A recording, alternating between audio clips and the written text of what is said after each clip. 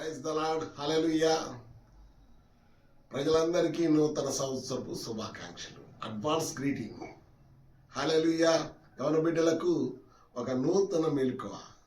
నేను చెప్పేది ఏంటంటే, మీ తల్లిదండ్రుల కన్నా ఎక్కువ ప్రేమ నాకు లేదు, కానీ మన భారతదేశంలో అనేకమైనటువంటి మృత్యువాత పడుతున్నారు యవన బిడ్డలు. ఈ కొత్త సంవత్సరం అని బైక్ రైడింగ్, అంతేకాకుండా అనేకమైనటువంటి దుర్వ్యసనాలకు లోనై తల్లిదండ్రులను శోక సముద్రంలో ముంచుతున్నారు.